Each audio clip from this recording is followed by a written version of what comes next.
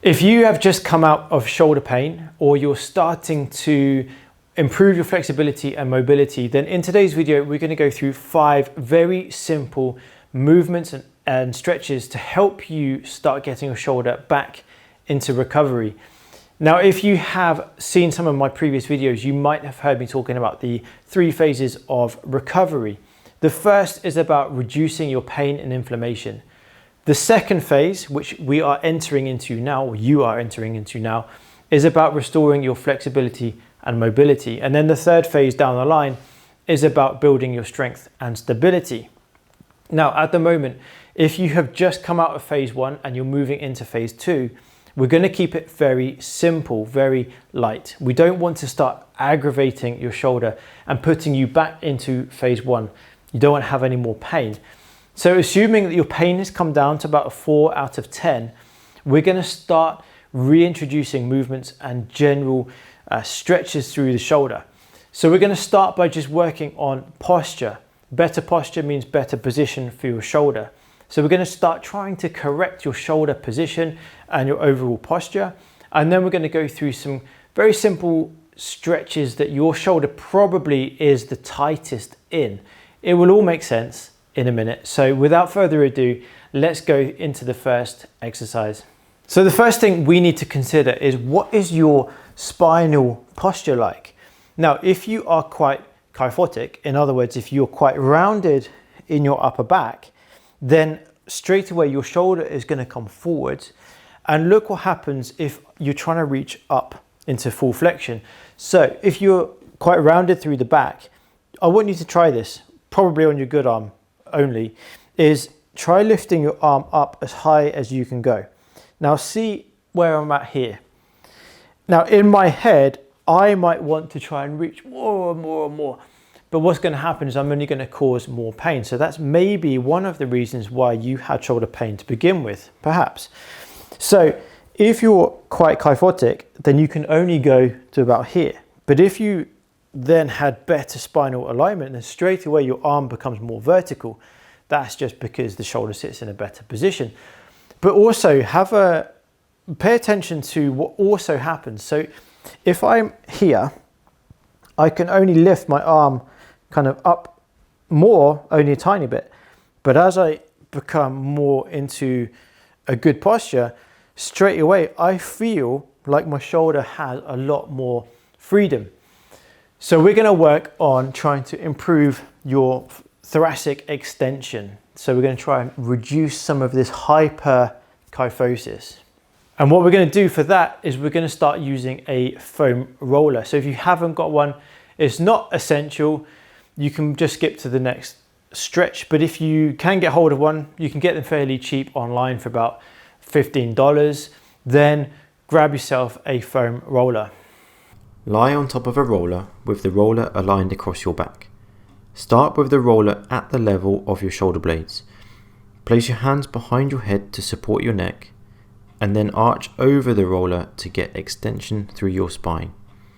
Hold this position for a few seconds and then flex back up again. You can repeat this multiple times per level until you feel a bit looser in that area. Then roll up over the roller a bit further to target a new segment. Repeat this process until you get down to your lower thoracic levels. If you go too far, it can become a bit painful, so just stop before that point. This should take between 1 to 3 minutes in total. So now that we've worked on our thoracic extension for a few minutes, the next thing we're going to start to do is work on the scapulothoracic movement. And what that means is the movement of the shoulder blade in relation to your rib cage. So the shoulder blade sits on top of your rib cage and slides around it. So we're going to start working on that. So all you need to do for this is stand up nice and tall, squeeze your glutes, tighten up your abs so you've got a nice stable base. Let your arms hang down and relax your shoulders down. From here, I want you to lift your shoulders as much as they'll go. From here, pull your shoulders back, squeeze your shoulder blades together at the back, keep them squeezed together and then drop them down. Once you go down as low as you can, keeping your shoulder blades squeezed, then push your shoulders forwards as much as you can. From here, keep them forward and raise them up. Keep them up and pull them back. So think of it like a square. You're coming up, back, down, and forwards. I want you to do 10, so you're coming up, backwards, down, forwards. Once you've done 10, if you want to, then you can do that in the reverse order. So at the bottom, this time you're coming back, then up, then forwards, and then down. Back, up, forwards, and down. And so you could do another 10 of them. Of course, if any of this causes you pain, then just stop. Or if you find that 10 is too many, then just drop that down. Drop that down to about 5, 6, 7.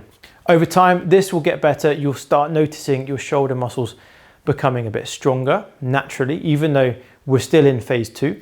And you'll also notice that maybe the range that you can get your shoulders into is starting to improve. So I would do 10 one way, 10 the other. That would be one set. We'll call that one set. That's all you need to do for now. Then I would do this maybe 3 to 4 times per week only. Try and give yourself a day in between rest so your shoulder muscles get a chance to recover. So this isn't working directly on the shoulder, but this will start helping your shoulders or shoulder blades to unlock and get better movement.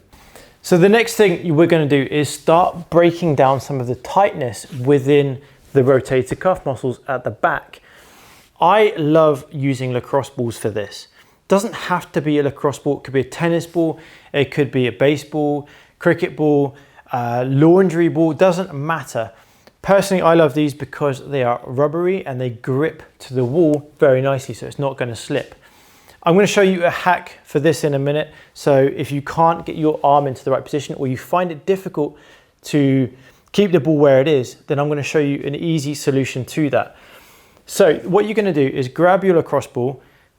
This is the shoulder we want to work. So let's say I'm working the left. Hold the lacrosse ball in your right, take it underneath your arm.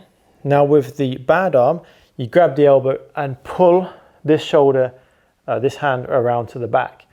So place it into your rotator cuff or the back of your shoulder.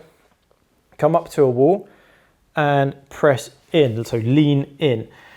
From here, relax your arms down and move around until you can find a point or a position, part of the muscle, that is painful or tender.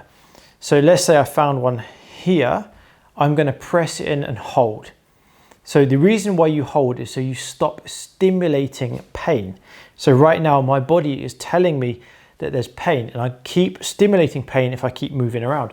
So find a position that's tender, press and hold. Hold for 20 seconds. You can build this up over time, build up to 60 seconds over time.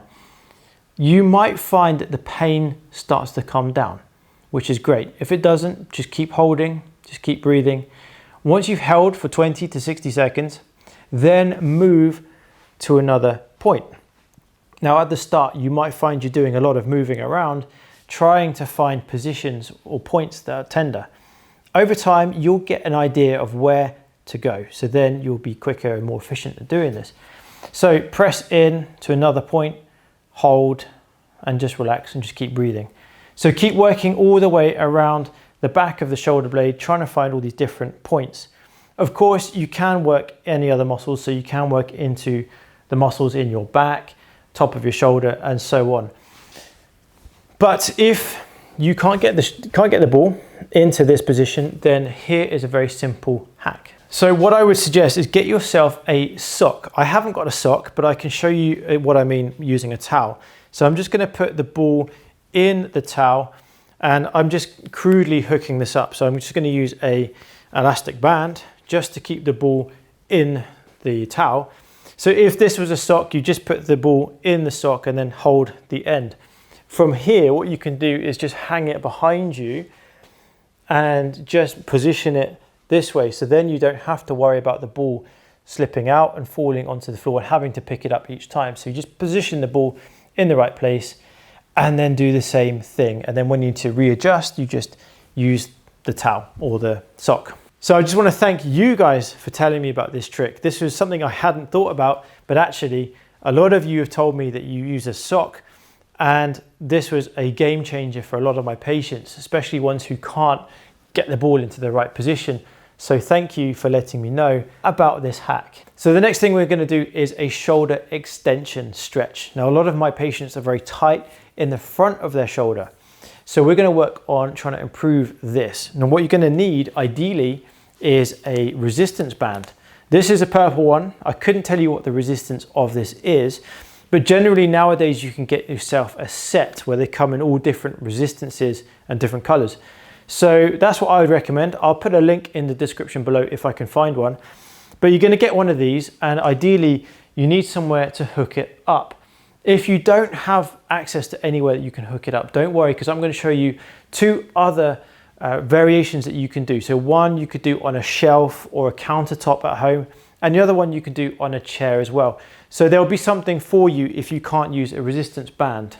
So once you've got the band hooked up, so what you're going to do is put your hand through the band, take your hand behind you, and as you do that, lean forward. This is just going to keep the tension off your shoulder.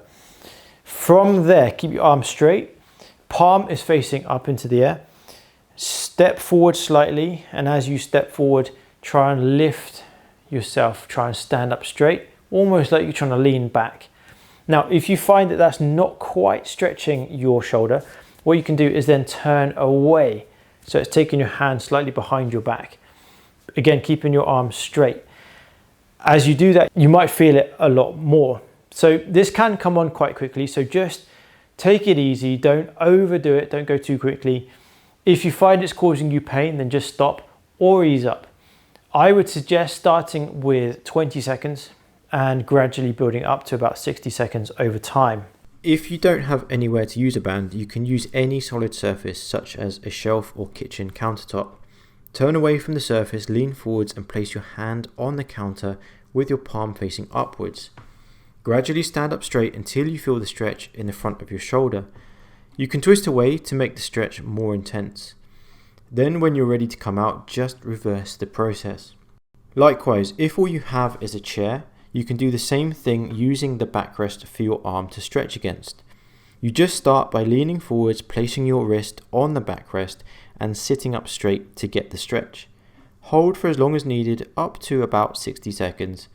Then when you're ready to come out, just lean forwards to take the stretch away from the shoulder and then drop your arm off.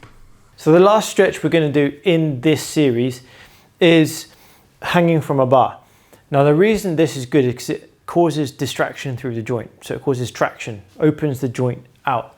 Now, if you don't have access to anywhere you can hang from, like a bar at a gym, you could hang from a door frame. Just be careful of how sturdy the door frame is. You could do it two hands, or you could do it with one, maybe just the affected side. So grab hold of a bar, keep your feet on the floor if you can, and then just bend your knees and allow your body to take the weight into the arms, and just keep it fairly light to start with, and over time as you get more and more used to it, then you can just add more weight through your body.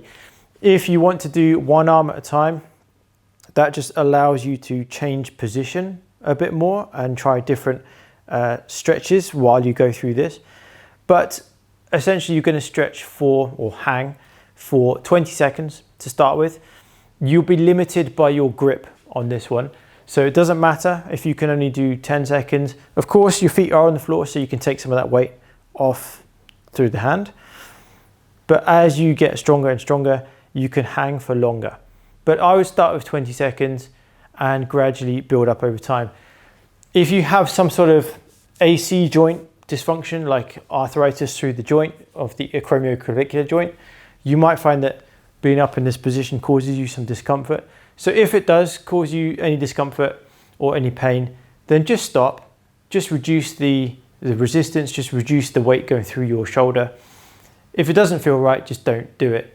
But again, I would do 20 seconds, build it up to 60 seconds.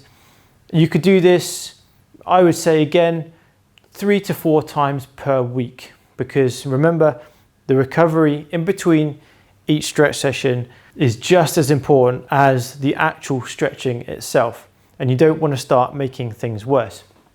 So hang 20 seconds, build it up to 1 minute. So there we have it. That is the first step in phase 2 to getting your shoulder better, more flexible, more mobile. If this causes you any pain, then just stop. I would suggest you do this 3 to 4 times per week and only do this once per day. If you're going to do it too much, then you might find that your shoulder becomes more and more irritated. If you do find that your shoulder is becoming irritated, then just ease off. Just take an extra day in between, or just reduce the frequency or the intensity or the duration of your stretches. If you're not sure what I'm talking about when it comes to the phase 1, phase 2, phase 3, I have my free ebook, which will go into much more detail. The link for that is in the description below. Now, I would suggest you do this. The stretches from this video for about 4 weeks. Once you've done these stretches, then I would suggest you go on to the next step, which will be just in this video right here. Now that might be more stretching, or it could be more strengthening, depending on where you are along that phase. So I will link the next best video for you just here. So I will see you in that video. Take care, and I'll see you soon.